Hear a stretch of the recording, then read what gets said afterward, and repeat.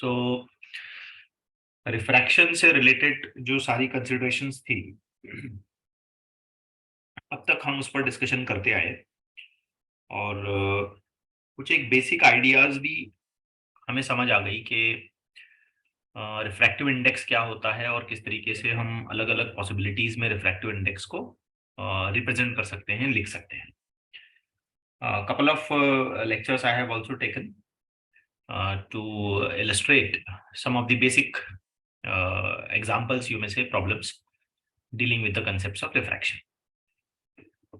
अब आज की क्लास में हम एक बहुत ही इंपॉर्टेंट टॉपिक डिस्कस करने जा रहे हैं जो अपनी महाराष्ट्र स्टेट की सीईटी एग्जामिनेशन होती है. इसमें अब तक 4 to 5 टाइम्स क्वेश्चन किया गया है.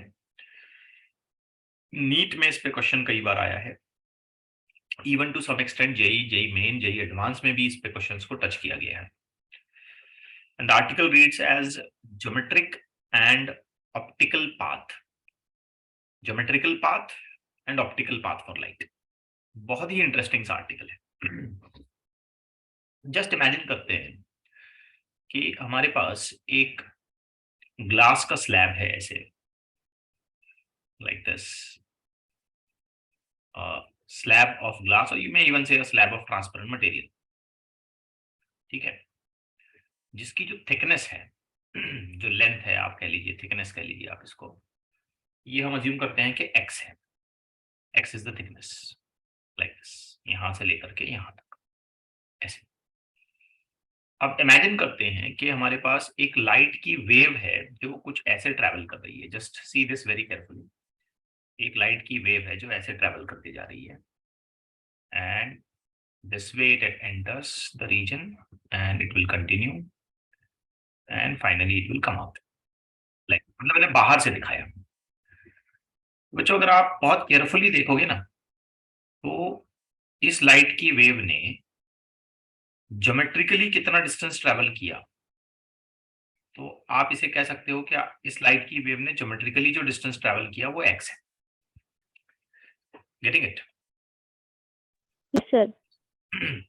और ये भी याद रहे कि लाइट की वेवलेंथ जो है वो लैम्बडा a है. अब इमेजिन करते हैं कि हमारे पास एक और लाइट की वेव है जो बिल्कुल आइडेंटिकल है, ऐसी ही है, but it is suppose to pass through the glass slab. वो ग्लास स्लैब के थ्रू जाने वाली है. तो बहुत केयरफुली देखें आप.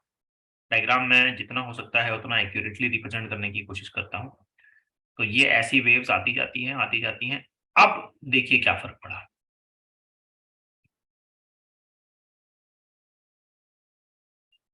आपने नोटिस किया यस सर.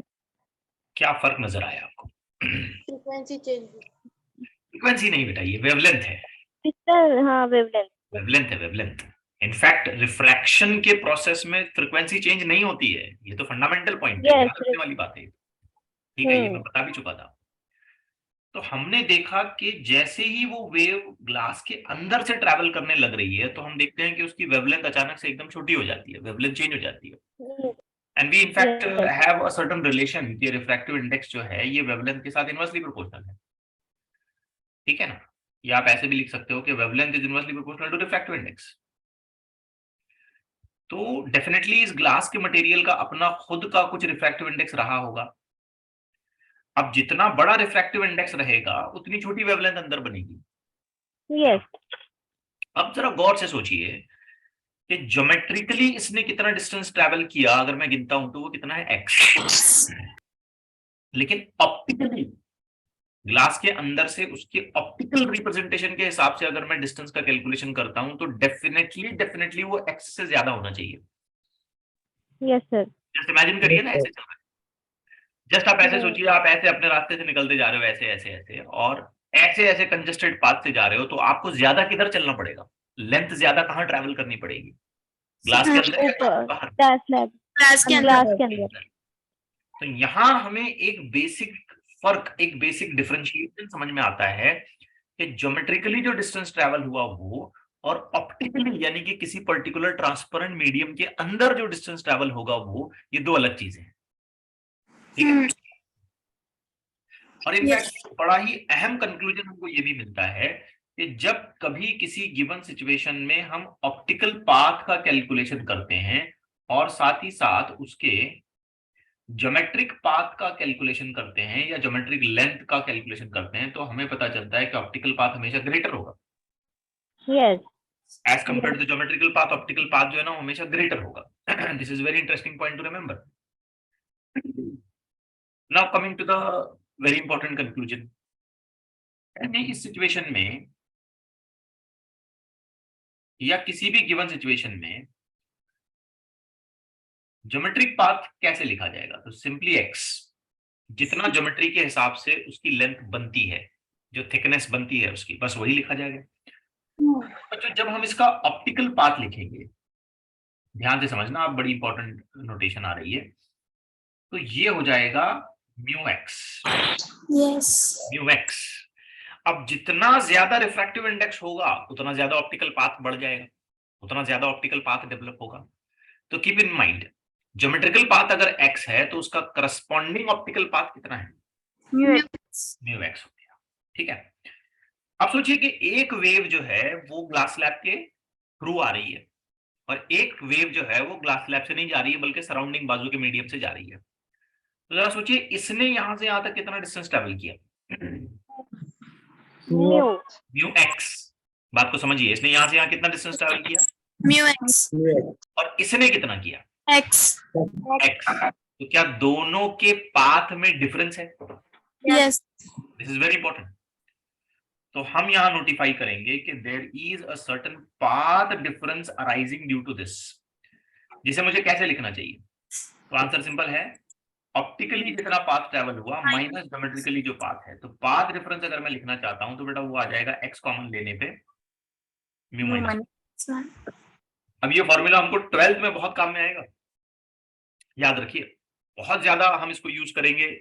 एक फिनोमेना है वहां पे इंटरफेरेंस, ऐसे फिनोमेना में हम वहां पर ऑप्टिकल पाथ वाली कंडीशंस को बहुत बार यूज करने वाले हैं। काफी अच्छे क्वेश्चंस वहां पे बनेंगे। तो path difference is equal to x times of mu into 1। ठीक है। Now talking about a second condition, if we have multiple mediums, जैसे देखिए अगर हमारे पास एक से ज्यादा मीडियम्स है लाइक दिस, तो ये एक मीडियम है, ये एक मीडियम है, इसका म्यू1 इसका म्यू2 रिफ्रैक्टिव इंडेक्स है, ज्योमेट्रिकली इनकी जो थिकनेस है x1 x2 है। तो क्या आप मुझे थोड़ा बहुत इसके लिए कंफर्म करके बता सकते हैं कि मैं इसका ऑप्टिकल पाथ कैसे लिखूं? X1 mu1 x2 plus X2 mu2. म्यू1 x1 plus very good mu two x म्यू2 x2, दैट्स इट। बड़ी ही इंटरेस्टिंग सी बात है, सिंपल सी बात है। ठीक है। Coming to a next point, next and very important point. अगर हम किसी मीडियम में से लाइट की वेव को, लाइट की रे को निकालना चाह रहे हैं, वहां से वो मूव कर रही है, मतलब प्रोपोगेट करते हुए निकलती जा रही है, तो हमें ये भी कई बार क्वेश्चन पूछा जाता है कि भाई कितना टाइम लग रहा है वहां से लाइट की वेव को निकलने के लिए। तो लाइट की वेव को निकलने के लिए देखो, टाइम का जब मैं फॉर्मूला लगाता हूं ना, याद रखिए टाइम का, तो उसका आंसर बड़ा सिंपल आता है। क्या फॉर्मूला आएगा? Distance upon time speed distance upon speed. ठीक है। अब जरा सोचिए कि डिस्टेंस के नाम पे मुझे क्या लिखना चाहिए? Mu x very good. सिर्फ एक्स नहीं लिखेंगे हम, क्योंकि लाइट की वेव के लिए किसी मीडियम में से जाना मतलब ऑप्टिकल पाथ फॉलो करना। और स्पीड हम हमेशा यूज करेंगे सी, हम हमेशा सी स्पीड यूज करेंगे, याद रखिए। तो ये एक Yes, शॉर्टकट sir. फॉर्मूला है, इसे अच्छे से अपने दिमाग में बिठाइए। अदरवाइज मुझे कैसे लिखना चाहिए पता है? अगर मैंने डिस्टेंस सिर्फ एक्स लिखा ना, म्यू का इस्तेमाल नहीं किया, तो मुझे स्पीड इन दिस मीडियम लिखना पड़ेगा। तो ये समझने वाली बात है, मैं स्पीड कहाँ की इस्तेमाल कर रहा हूँ? एयर की। डिस्टेंस ऑप्टिकली ले रहा हूँ, बात को समझे? Yes okay, so this is again going to be a very important formula, जिसमें हम टाइम का कैलकुलेशन करते हैं। और याद रहे कि जब कभी हमको सी का वैल्यू पुटअप करना पड़ेगा तो वो कितना होगा? 3 10 to the power 8 मीटर पर सेकंड। अब एक और क्वेश्चन जो एग्जामिनेशन में इससे रिलेट करके कई बार पूछा गया है कि कितने वेव्स बन रहे हैं अंदर, कितने वेव्स अंदर की तरफ बन रहे हैं। अब जैसे मैंने एक डायग्राम अभी अभी आपके सामने बनाई थी, आपने देखा उसमें नंबर ऑफ वेव्स बनते जा रहे हैं ना। जैसे देखिए यहाँ से अगर मैं गिनना शुरू करता हूँ तो ये 1, ये ऐसे 2, ये 3, ये फिर 4, ये 5, ये 6, ऐसे बहुत सारे वेव्स बन रहे हैं ना अंदर। अब देखो बाहर की तरफ कम बनते हैं, 1, 2, 3.5। अब बाहर 3.5 बना था, लेकिन अंदर तो तकरीबन 6 हो रहा था। Yes. नंबर ऑफ वेव्स में भी फर्क पड़ जाता है।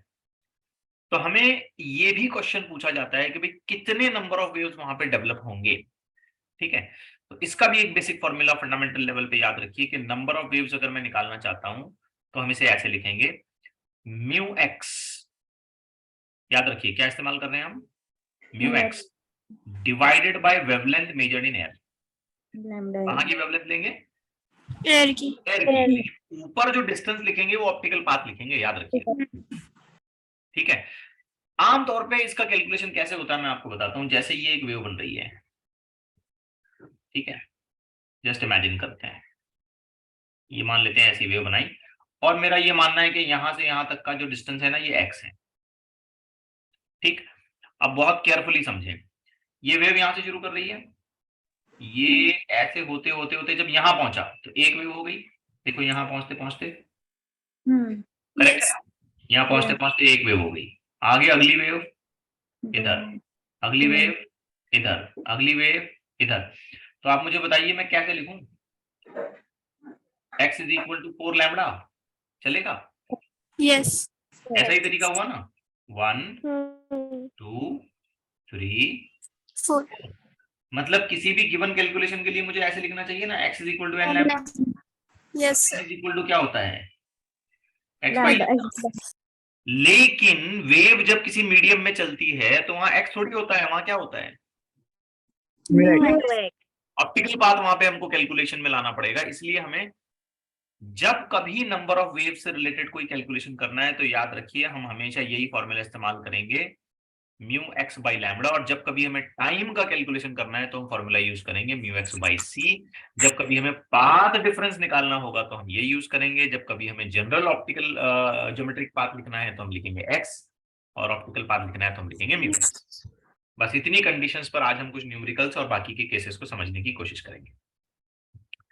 और ये बहुत इंपॉर्टेंट है क्योंकि इसमें रिलेटेड जो क्वेश्चंस मैं आपके सामने पुटअप करूंगा उसमें के बहुत सारे क्वेश्चंस जो हैं वो प्रीवियस एग्जामिनेशंस में पूछे गए हैं। So let's start with the first one. Ready हैं, समझ में आ गई ना बात? Yes, sir. Find the time required to propagate a light ray through a glass slab of thickness 10 centimetre.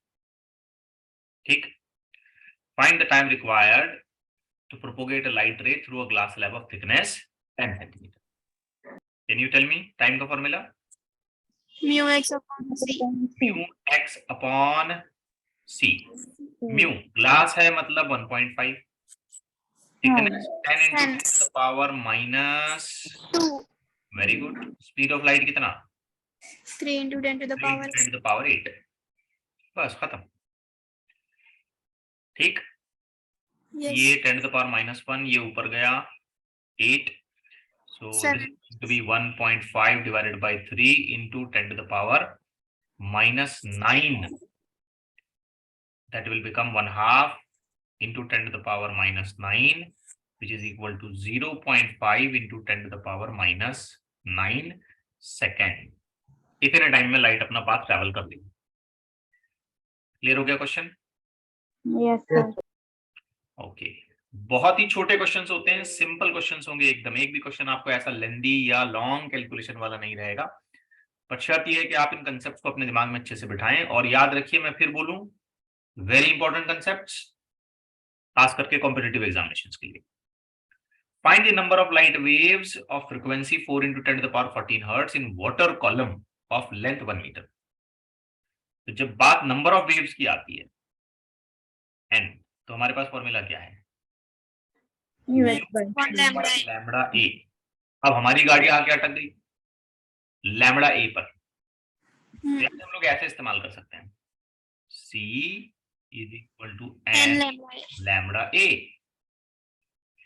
C का value 3 into 10 to the power 8. 10 to the power 8, n माने frequency 4 into 10 to the power 14 into lambda a.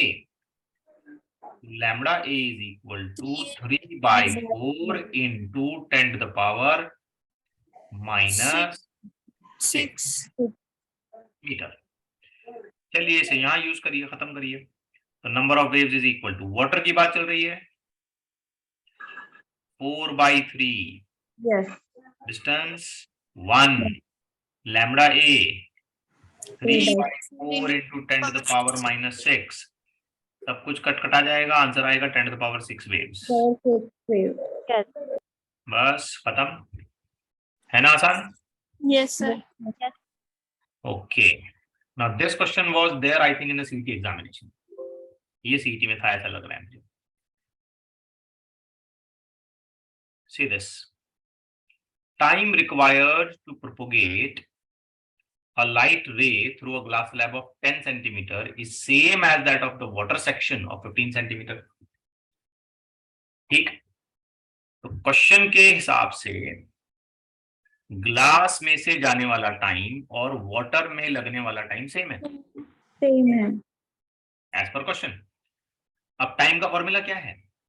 Mu x upon c glass x glass upon c c 1 2. Mu New water by C. Water x water x water upon c. इसमें benefit ये होगा कि ये सी और ये सी cut जाएगा। अब आपको मिला mu for glass upon mu for water is equal to x for water upon x for glass. It's for less. इसका मतलब जानते हो mu for glass upon mu for water का मतलब क्या है? Glass with respect to water, क्या कहते हो? yes Yes, sir yes, sir. ये रिफ्रैक्टिव इंडेक्स की पिछली लेक्चर्स 3-4 अच्छे से देखेगा आप, तो काम आसान होगा आपका। hmm. Refractive index for glass with respect to water का मतलब ये होता है रेशो में। Yes. अब आप क्वेश्चन अगर केयरफुली पढ़ते हैं तो ग्लास की थिकनेस 10 सेंटीमीटर बताया है और वाटर की 15। तो वाटर की थिकनेस 15 है इसलिए 15 सेंटीमीटर, ग्लास की थिकनेस 10 है इसलिए 10। आंसर आ गया 0.5 1.5। That's it, finish. वही पूछा है, refractive index of glass with respect to water पूछा। yes आ रहा है समझ में? yes sir ठीक है, चलिए नेक्स्ट देखते हैं। The number of light waves in a medium 1 of thickness 2 meter is same as that of in medium 2 of thickness 6 centimeter. मेरा ख्याल है यहाँ पे हमको या तो इस 2 को सेंटीमीटर कर देना चाहिए या इस 6 को मीटर कर देना चाहिए। hmm. ठीक है, 6 को मीटर कर देते हैं। चलो, find the area of the medium 2 with respect to 1। अब क्या सेम है ये तो देखो, क्या सेम बताया है इसने? Thickness. नहीं, नंबर ऑफ वेव्स। थिकनेस कहां से बेटा? ठीक से तो पढ़ो question. yes sir number of medium 1 के नंबर ऑफ वेव्स और मीडियम 2 के नंबर ऑफ वेव सेम है, दोनों की थिकनेस तो अलग अलग है। अब नंबर ऑफ Yes. वेव्स क्या फॉर्मूला है? mu Mu x by lambda a. 1 divided by lambda a. दूसरी तरफ mu x by lambda. 2 divided by lambda a. फायदा ये हुआ कि लैम्बडा ए कट गया, Lambda a cancel. Yes. बस काम खत्म। इक्वेशन आई μ1 upon μ2 is equal to x2 upon x1। Correct है? Yes. Yes, sir. इसका मतलब क्या है?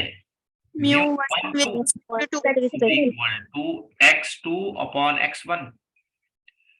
सो हमें मिला μ12 is equal to x2 6 मीटर, 6 x1 2 मीटर। आंसर आया μ12 is equal to 3। बट हमसे किस चीज का रिफ्रैक्टिव इंडेक्स पूछा और हमने क्या निकाला? Second by 1 है सर। हाँ। 1 by 3 गया है refractive index of second with respect to 1 और हमने क्या निकाला है? 1 with respect to 1 with respect to 2 निकाला। मतलब क्या हमें इसका उल्टा करना पड़ेगा? yes. By 3. μ2 1 करना है, इसका मतलब 1 अपॉन μ12 है। yes μ2 1 का आंसर हो गया 1 by 3 That's it। है आसान? Yes, sir. yes sir चलिए ठीक है, very good. Let's continue to the next one.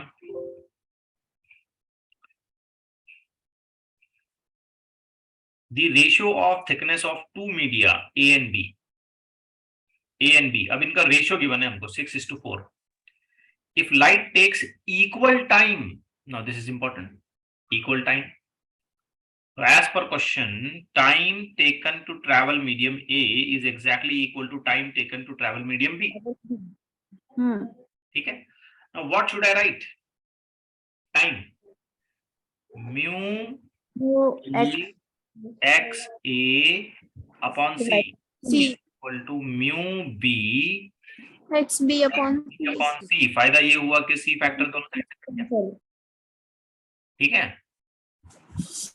Yes sir. अब ध्यान से देखिए, x a upon x b is equal to b upon mu a. Question को केयरफुली फॉलो करेंगे तो ये 6/4 है. Thickness of a divided by thickness of b. Yes sir. Yes sir. 4. So this is going to be 6/4 और इसका answer आ गया refractive index of b with respect to a. तो हम क्या लिख पाएंगे? Refractive index of b with respect to a is equal to 1.5. yes 3/2 यानी कि 1.5. हो गया, खत्म. है ना आसान? yes sir चलिए ये क्वेश्चन मैं आपको ही टाइम देता हूँ, एक 10 सेकंड के अंदर अंदर सॉल्व करके बताएं मुझे. एक like half a minute. 10⁻⁹ second लगते हैं. रिफ्रैक्टिव इंडेक्स 1.5 है. थिकनेस कितना है निकालना है. Very very easy. Time mu x c. Mu c t by mu into 10⁸, 10⁻⁹ mu 1.5, 2 into 10⁻⁻1, Yes. 20 into 10⁻⁻2. 20. Option B. 20 कितना आसान है देखिए, है ना? Yes, sir. Let's take the next one.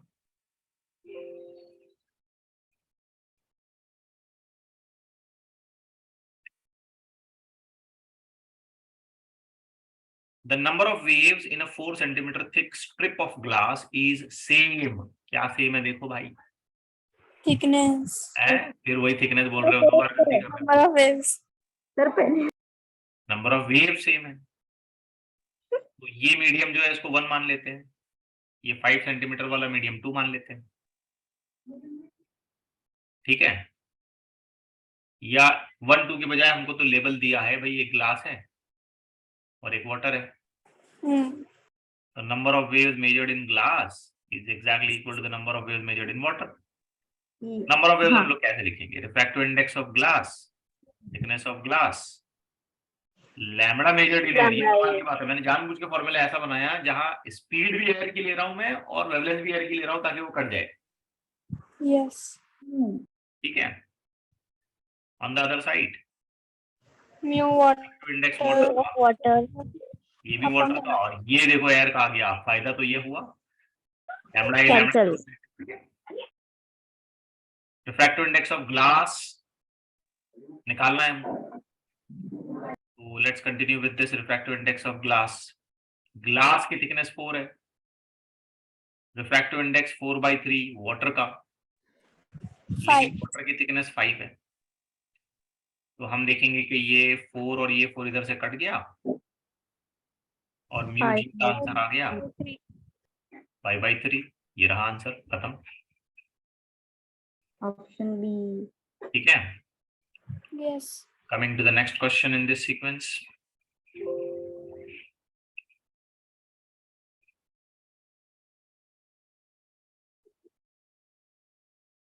Find the thickness of the plate. यहाँ solve कर लेते हैं इसको. Find the thickness of the plate which will produce a change in optical path equal to half the wavelength. तो इसके कहने का मतलब बेटा ये है ये पाथ डिफरेंस लैम्बडा बाई 2 है, half the wavelength, now this is lambda,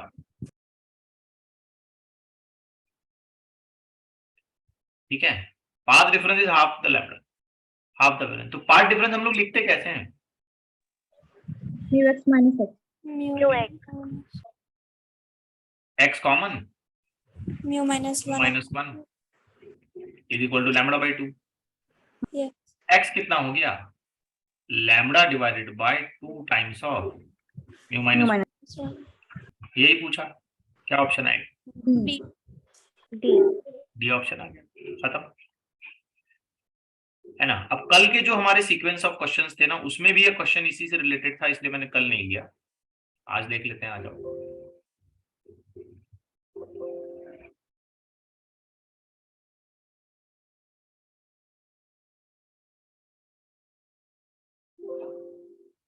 देखो ध्यान से,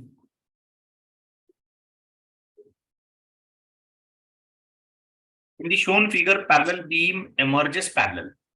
तब यहां देखो एक सिंगल मीडियम है और यहाँ कपल ऑफ मीडियम है, पेयर ऑफ मीडियम। तो ये कह रहा है कि जो बीम यहाँ एंटर करती है और जैसे यहाँ से निकलती है, एग्जैक्टली वैसी बीम यहाँ एंटर करती है और फिर पैरेलली बाहर आती है। मतलब इसका जो इफेक्ट है और इन दोनों का जो कंबाइन इफेक्ट है वो सेम है। Same है। आ रही ना बात समझ में? इसका सिंगल इफेक्ट और इसका कंबाइन इफेक्ट दोनों सेम है। अब इसे ऐसे भी सोचा जा सकता है कि इसका ऑप्टिकल पाथ और इन दोनों का कंबाइन का ऑप्टिकल पाथ दोनों इक्वल है ना। तो पहले वाले का ऑप्टिकल पाथ अकेले का और दूसरे साइड में जो दो अलग अलग ऑप्टिकल पाथ हैं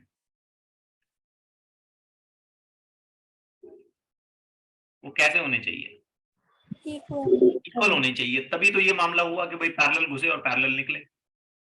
Yes. अब सोचो इस अकेले का ऑप्टिकल पाथ कैसे लिखा जाएगा अगर इसकी थिकनेस मैं मान लूं X. टी। एक्स क्यों भाई? T by two, T by two, T add कर दो ना, T by two plus T by two, T. Yes. इस अकेले वाले का ऑप्टिकल पाथ कैसे लिखा जाएगा? Mu t. T mu. Mu T. One वाले का ऑप्टिकल पाथ कैसे लिखा जाएगा? Mu 1 t by 2. और दूसरे वाले का कैसे लिखा जाएगा? Mu 2 T. Mu 2 t by 2. T common cancel, Yes. T जो है कॉमन कैंसिल हो जाएगा। Mu 1 plus plus mu 2 by 2. 2 by 2, तो इसका सीधा मतलब यही हुआ ना, mu is equal to Mu 1 plus mu 2 by 2. Mu 1 plus mu 2 by 2. खेल खत्म। ठीक है, अब मेरे ओपिनियन में तो यही Yes, sir. आंसर आना चाहिए इसका। Yes, sir. ठीक, तो this is quite an interesting topic dealing with the concepts of optical path and geometrical path। आज के लिए इतना काफी है। इसके आगे का जो लेक्चर है अगली क्लास में कंटिन्यू करते हैं।